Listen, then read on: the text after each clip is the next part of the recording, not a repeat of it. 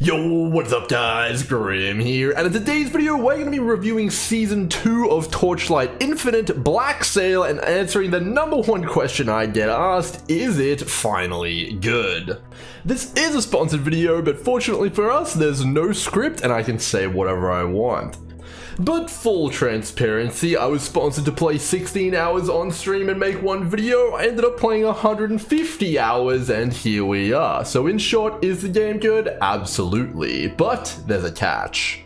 But before that catch, let me introduce you to the game. Imagine Torchlight Infinite as a loot-based ARPG very similar to Path of Exile, but with the quality of life maxed out. We're talking fully deterministic crafting, an auction house, auto loot, the works. Torchlight Infinite is a fully free-to-play game and is running with the seasonal model similar to Diablo 3 and Path of Exile. So every 3 months there's a new league with brand new content. This one specifically introduces a new league mechanic, new uniques, a new class, brand new pinnacle bosses, and a lot more. So this league, the new character is Cat Eye Erica. I tried her out, she's definitely a pretty fun one. She plays a little bit like an assassin. But you can see here there's a wide selection of different characters to play from. These are essentially classes from other games. In addition to that, you've also got different variations on these characters, which will essentially alter what they're able to do in game. Now, not all of these classes are free, and each new season introduces a new character and it is paid. We'll get to monetization a little bit later, as that is definitely something I want to focus on, but it's fair to say there is a lot of different options in terms of the character you can play. There's summoners, mages, melee characters, everything. In Torchlight Infinite, like all good ARPGs, you're going to have different skills to use, and the skill system in play in Infinite is basically exactly like in Path of Exile, but brushed up and polished up substantially. It essentially is going to use the link system from that game, but definitely much more simplified. You can see my main skill here, Berserking Blade, is linked with a number of different support gems like Multi-Strike, Raging Slash, and Electric Overload. You can have a total of 5 active skills, as well as 3 passive skills, and it's fully customizable.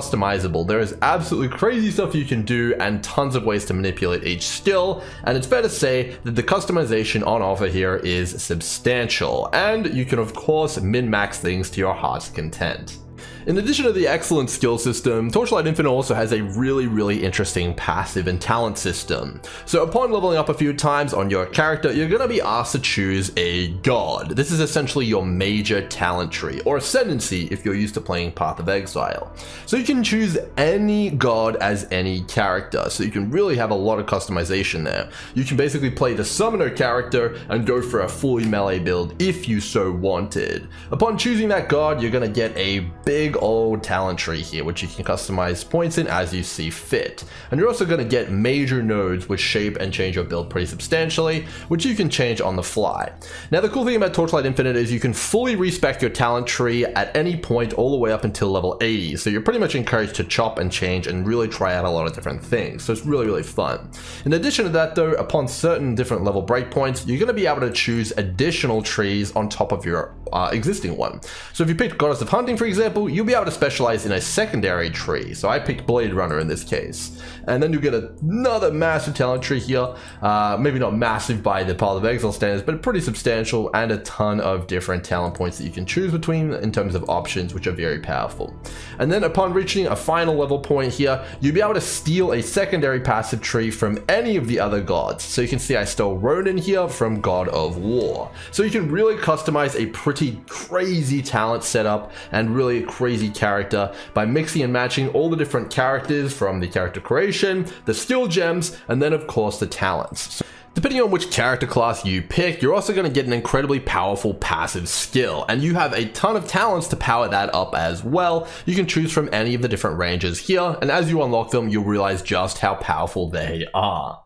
Okay, that is a lot of customization. Let's talk a little bit about gameplay. So after making your character and loading it up, you're going to be having a story to complete, which is essentially a glorified tutorial for most ARPG veterans. It's going to teach you everything you need to know and familiarize yourself with the systems. It took me roughly 5 hours, but this is my second time doing it. Overall, it shouldn't be too hard for too many people. After completing that story, you're going to get to the end game, which is where the game really starts, and you're going to be faced with Torchlight's unique take on mapping or endgame content called the Netherrealm.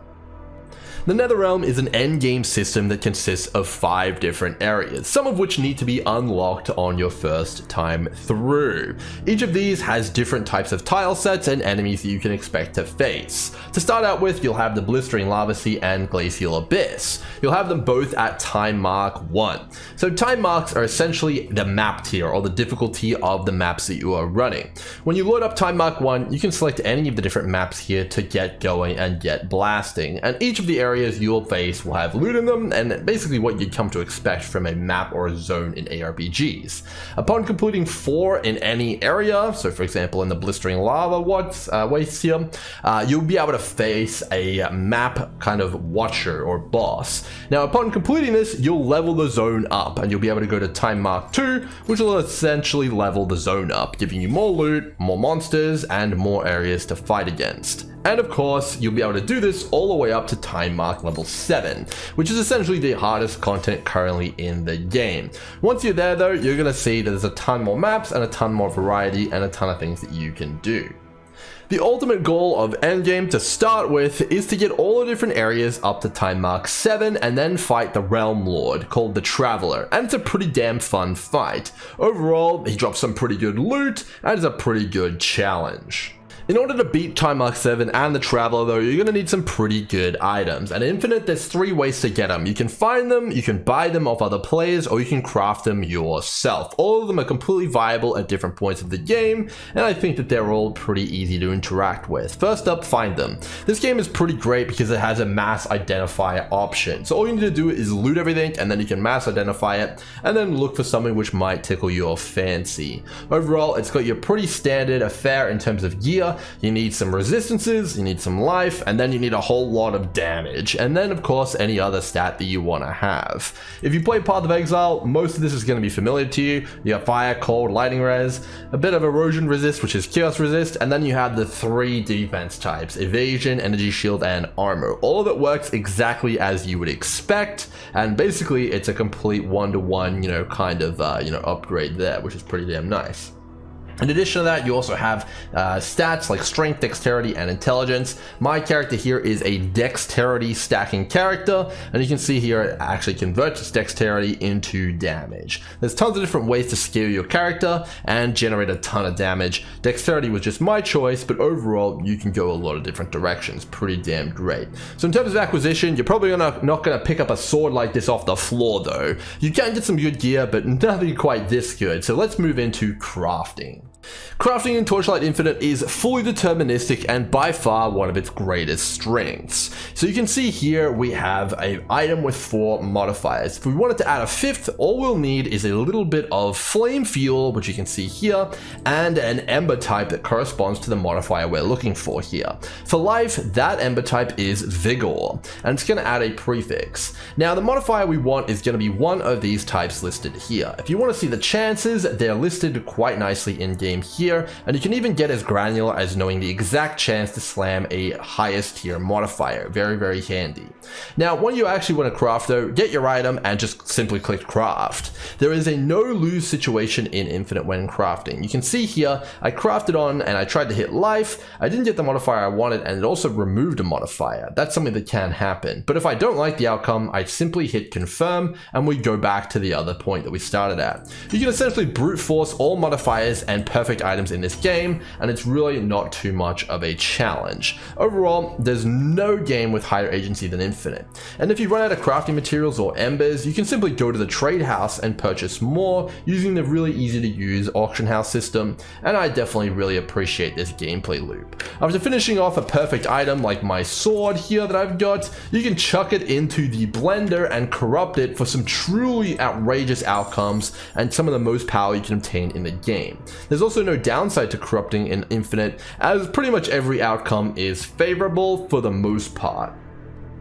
Alright, so fantastic character customization, excellent crafting, and an auction house to buy and sell goods whenever you want it. But if I'm just running the same map over and over again, aren't I gonna get bored? Well, that's where Torchlight's big old lead mechanic content comes in. So the game already has a ton of different lead mechanics and different farming strategies in play already. More than you could pretty much expect for a game that's been out for only 6 months to have, and that is in beta. But of course, it it has seasonal mechanics as well, which you can expect to encounter in every map. And this season's mechanic is called Blacksail. Blacksail essentially has you form a loot chest out of a ton of different options. So when you're actually loading up the game, you're going to be encountering Blacksail, and essentially you're going to be given these options. These are called whispers. Now you can choose to give enemies that you spawn from your Blacksail mechanic a chance to drop loot. So for example here, 100% chance for Void Pirates to drop 1 additional flame fuel, or you can invest in kind of powering up the options that you get after completing the mechanic. Here we're going to power up our options with the wealth mechanic. So we're going to spawn a bunch of enemies here. If I had chosen the flame fuel option, we would have had a bunch of flame fuel from these monsters here, which would be pretty damn good. Now my character's pretty overpowered, so it looks pretty easy, but overall that might be a little bit of a challenge for you. After completing the mechanic though, you will be asked to select a whisper. Now these whispers are essentially going to contribute to a loot room that you are creating. Now this loot room is going to have a big fat chest in it, and that is essentially what these options are affecting. So you can see here 48% additional flame fuel in base Void Sea treasure drops. This is essentially currency, and that currency is used to use all crafting options in the game. So if we wanted to select that one, it'd be pretty damn good. We could also go with this one, which is going to give you a higher percentage to give you that flame fuel. After selecting all your options, before you get your big fat chest though, you've got a mini boss to complete, which will quickly destroy here hopefully with all of my OP gear. This is about as hard as you can make it. There is quite a few mechanics to dodge. Hopefully we don't encounter too many of them before we take them out here. Looks like we're saved by the bell. And then we'll get our big chest and all of our loot here. Of course, I've overgeared this quite substantially as I died to a missile there, but it is definitely a pretty big challenge when you're just starting out nonetheless. So there's all of our loot. Pretty damn rewarding if you do say so myself. And then obviously the auto loot going crazy. Now, when you're not farming up bosses or checking out the new seasonal mechanic, what else is there to do in Endgame? Well, I spent most of my time tinkering around with the trait card system. So trait cards are these icons you're seeing on the map layouts here. Now, take this one for example on Shrine of Punishment. It's a card which is going to apply 42% drop quantity to the map. You'll notice here that it also says Inheritance 5 though. The catch is with traits is some of them apply to future maps as well. So this one here is going to apply for the next 5 maps I run, which is going to give me a ton of extra quantity over my mapping session. Now the catch is though that the traits on the board as well as the traits applied to you are reshuffled every 5 maps. So you have to stack them up strategically and in correct ways. So you might want to do this quantity one first, but then by the end of it you're going to have a super duper juicy map. Now the trait cards on offer are not random. Some of them are. These are called chaos trait cards, and there's a big fat random list of them which can apply. I think you get roughly 6 to 10 of these per reshuffle of the trait deck. But you actually get to pick some of these which are guaranteed to be on the board every single round. This is called your trait deck. And this is essentially going to be your Atlas passive tree for Torchlight Infinite. You can see here that I have a number of selected cards which I really want to see. Some of these are pretty damn powerful. So for example here I have a card which is called Perseverance. It's going to increase the chance for more valuable rewards to show up from the mechanic called Trial God of Might. This mechanic is kind of like Ultimatum if you played that Path of Exile League. If you got a circle, you need to stay in there with a bunch of traps and slay a bunch of monsters for big rewards. Now there's multiple different cards here for Trial of Might, and I've kind of got a Trial of Might strategy going on here. And overall, combining the cards in interesting ways and making sure the inheritance lines up is going to give you the most currency per hour in this game, and it's going to be probably some of the most fun you can have. There's a ton of different cards in this game which you can kind of choose from, and a ton of different mechanics. And the previous lead mechanic, Dark Surge, has just recently been added this season, and I expect Blacksail to go core and find its way into the trait card system next league as well. It's by far the most fun I've had in mapping Endgame in most of the ARPGs on offer. And it's definitely really ingenious in how it all works together in my opinion. I think people who like to min-max will have a blast with this one. Alright, so that all sounds great, and honestly the game is a blast to play, and I'll definitely be coming back next season, paid or otherwise. And I would highly recommend everyone checking it out if you're interested in ARPGs, especially if you're into Path of Exile. It's free to play after all, there's nothing you can lose. But what about that catch? So the game is in open beta. It's been in there for 6 months now, and beta is a time for feedback. Let's give some of that feedback and of course go into the catches. So the first catch is UI. So this is a fully cross-play compatible game with Android and iOS. So you can play the same character on your phone, on the toilet, as you can on the PC. You know, that's great for a lot of people. But overall, there are some sacrifices that were made, and I'd like to see a little bit more attention given to PC, at least for how I play. Now, when this really becomes prevalent is when you're using the UI on the AH, or auction house. When you want to input, for example, how much you want of something, or like a number that you're looking up in terms of resistances or something like that, you need to use a number input here on the numpad. Now, this is a little bit annoying, and overall it just doesn't sit well with me. I'd love to see this change to be keyboard input. I don't know if you guys can hear that, but I'm smashing my keyboard right now. No change. So overall, I'd love to see a little bit more focus on UI for PC. That is one of my biggest gripes and only gripes with the game. And it's like kind of like a bit of a blemish on an otherwise outstanding experience. So definitely UI, what I'd like to see brushed up on a little bit for PC specifically. Next up, the big one, monetization. So for the most part, I think Torchlight Infinite has it fairly right. However, there are some big ones we need to talk about here. So first up is characters. So there is a new character class every single season. This season was the cat girl Erica, who you've seen me play in some of the footage here. Now, the new season characters are only available on the paid version of the Battle Pass. Now, I think this is a pretty reasonable model for a free-to-play game. And of course, all of the pay-to-play characters do eventually become available as free-to-play through in-game acquisition, so you can save up and get the character you want after a few seasons. Now, overall, I don't think there's any problem with that. Now, what else can you buy in terms of the Battle Pass? Well, the free track of the Battle Pass also has a non-paid version of the Auto Loot, which is essentially going to pick up a ton of stuff for you free of charge. You get that no problems, and it's going to be pretty good. Last season, I played completely free to play without the enhanced auto loot, and it was completely fine. But if you're a power gamer and you really want to blast some maps and you're playing like 100+ hours per season, you're going to want to get the Battle Pass. It cost me 22 Australian dollars, and you know, I feel like I got my money's worth. I got the new character and I got some perks and some juice from there. So what does the paid auto loot give? Well, essentially, if I had to compare it to something like Path of Exile, the free to play auto loot picks up stuff like transmute scrolls, alchemies, and alterations, and the paid one picks up stuff like exalted orbs and chaos orbs. That's the kind of difference that you can expect. And when you're going really, really fast and you're smashing the maps, you know, it is definitely an advantage to have that paid auto loot. But at the same time, it feels pretty reasonable and pretty fair. You pay a fixed amount for the season, and you can expect to have some fun.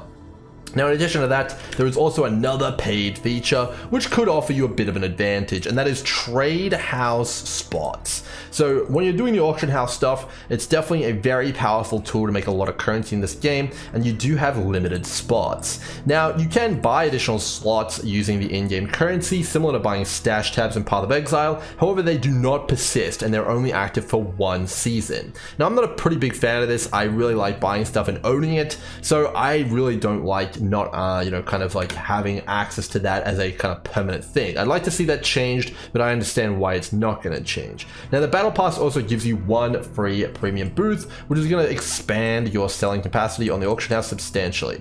And overall, I felt pretty satisfied and pretty able to do most of my trading with the options available to me. Now, if you wanted to push it pretty far and control the economy, for example, on the AH, you're going to need quite a few of these, and you know, overall, you're going to end up spending an extra $20 or $30 if you want like 4 or 5 of these things, and that is going to be an extra expense per season that you buy and pay to play.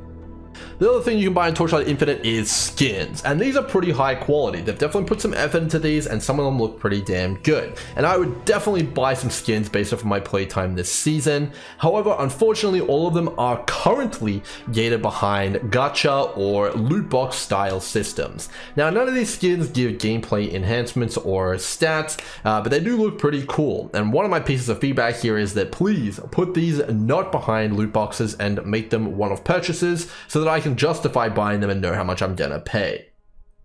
The last piece of monetization to talk about here is the Pact Spirits system. Now, this is a system I'm personally not a big fan of, and it's also a system I'm giving feedback actively to the developers on, and it's going to be something I'm having a meeting with them on soon. So hopefully we see some adjustments or a bit of a rework. Now, despite my own personal opinion on the system, I feel it's best to explain exactly what is on offer here from Pact Spirits, how they work, and you guys can form your own opinion and decide how you feel about them on your own. So I'm going to go into the details and we'll talk about what's going on here. So the Pact Spirit system gives you a Pact Spirit tree. What you're seeing in the background here is the baseline one, available to everyone, free to play as you level up and get into Endgame. Now, this tree has three different portions to it. It's got defense, offense, and quantity. The defense tree's final node is very powerful. For example here, 10% less damage taken. That's a really big deal.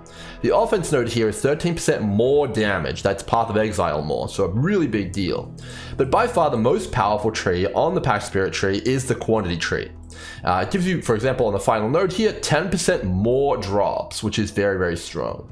Now, overall, the quantity tree is the strongest because there's no other really easy way to get increased item quantity in Torchlight Infinite. You cannot get it on gear, and the only other viable way to get quantity on your maps and more loot is by using compasses, which are essentially like the map juice of this game, using trait cards, or by rolling your maps more aggressively. But the Pact Spirits stack all on top of that anyway, in addition to all those things I just mentioned, so it is very, very strong mechanic. Now, that's all great and dandy. This is basically baseline, everyone has access to this, and it's very strong. You've got a pretty well-rounded tree here.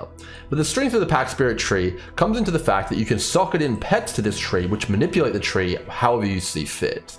So for example, if I wanted 3 very powerful quantity trees, that is possible with Pact Spirit pets.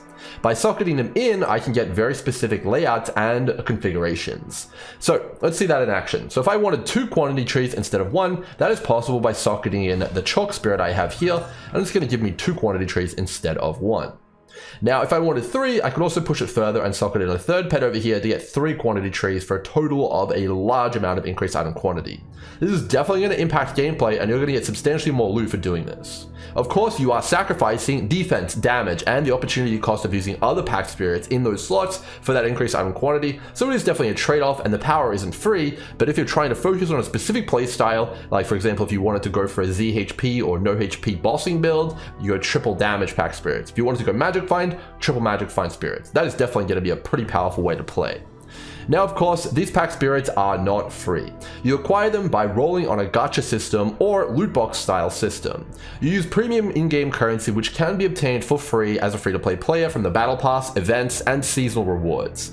Now, you do get a reasonable amount of this, and I have gotten 2 legendary pets over my 2 seasons of playing, as well as a good amount of rare Pact Spirits and common ones. But overall, if you want to go further than that, money is going to be the way that you acquire even more of these. So, of course, you're going to have to look into that yourselves. Now, how do these work though? Because it needs to get a little bit more specific for you guys to really understand the system.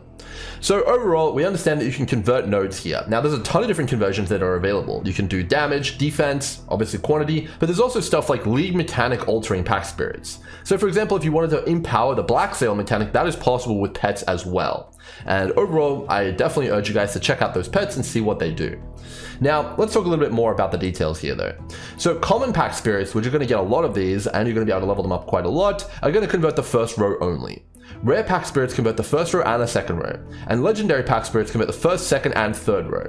Now remember how powerful the end row is. It's very strong, and the legendary pets that convert this, you can expect the end nodes to be equally as strong as 13% more damage, but in more specific scenarios. So overall, the legendary Pact Spirits are best, and they are also, of course, the rarest. Now, that doesn't stop there though. So you can actually upgrade Pact Spirits and increase their benefits considerably. Each Pact Spirit starts off at level 1, and they can be leveled up to level 6. So if you want to fully max out a Pact Spirit, you'll need 6 total copies of it. And that can obviously be pretty difficult when you're considering legendary Pact Spirits. Now overall, the bonuses that they give are most strong at level 1, but they do obviously get more powerful as you level them up, and there is definitely an incentive to do that. So overall, if you ask me, will Pact Spirits impact your average gameplay session? Well, it really depends on the player that you are. If you're someone who just wants to log on and do all of the content and craft some insane gear and get best in slot, and you're not too worried about pushing things to the limit, probably not so much, and that's kind of how I play. Season to season, I'm probably not going to be too concerned about Pact Spirits. But if you're someone who wants to get super competitive and go for a first level 100 of a class, or really wants to be earning a ton of currency and really push things to the limit, you're definitely going to see a necessity to kind of look and get some of the better Pact Spirits in your gameplay time. It's going to feel a little bit like that. So, of course, I'd exercise a little bit of caution, and I'd also recommend doing your own research into Pact Spirits, but overall, I would say at the high end, they are going to impact gameplay, but if you're looking to just have some fun, they're probably not going to hold you back from doing so. Hope you guys have enjoyed my review of Torchlight Infinite. Overall, I've had a complete blast with the game and it's been a ton of fun. It's definitely something I recommend checking out as it's free to play after all, and at least going ahead and killing some of the crazy bosses is definitely going to be pretty entertaining. If you're interested in downloading the game, you can check down my link down below, and hopefully you guys enjoy the review. Until next time, cheers!